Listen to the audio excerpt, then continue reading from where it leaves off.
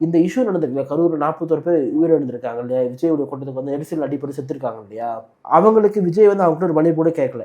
ஆனாலுமே அந்த குடும்பங்கள் யாருமே விஜய்க்கு எதிராக இல்லை, இதுதான் உண்மை. விஜய்க்கு எதிராக அந்த குடும்பத்தை சேர்ந்த ஒருத்தர் கூட பேசவே இல்லை. அந்த அண்டர் கிரவுண்ட் டீலிங்க நான் என்னவா புரிஞ்சுக்கிறேன்னா, விஜய் வந்து திமுக வந்து உண்மையாவே இந்த ஓட் பேங்கை பிரிக்கிறதுக்கு யூஸ் பண்ணுதோ. விஜய் தனிச்சுன்னா திமுக தான் லாபம் அது. ஆனா விஜய் என்ற ஒற்றை மனிதனுடைய அந்த புகழ் வெளிச்சம் உதயநிதியை மறைச்சிருது. இதுதான் மேட்ரு. ஏன்னா இப்போ உதயநிதியும் பிரச்சாரத்துக்குலாம் போறாரு, பெருசா மக்களும் கூட மாட்டாங்க. அப்படியே வரவங்க யாரானா காசு கொடுத்து கூட்டின்னு வரணுங்க. அனிதாவுடைய மரணத்தை பார்த்தா உதயநிதி கண்ணீர் வடிச்சார் இல்லையா, அது ஸ்கிரிப்டட்னு சொன்னா நீங்க ஏத்துப்பீங்களா? அது மட்டும் வந்து இயற்கை அப்படின்னு சொன்னா அது நம்ம எப்படி ஒத்துக்க முடியும்? வெளிப்படையாவே திமுக அரசு விஜய் மேல கைது வைக்க பயப்படுது.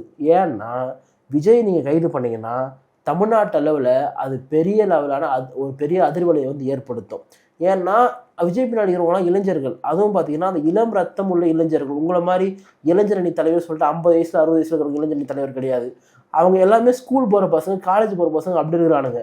அப்போ விஜய் போன்றவர்களை வந்து கைது பண்றாங்க, இல்ல எஃப்ஐஆர் போடுறாங்கன்னா அது பெரிய சட்ட ஒழுங்கு பாதிப்புக்கு ஒரு ஊர் வந்து விளைவிக்கும்.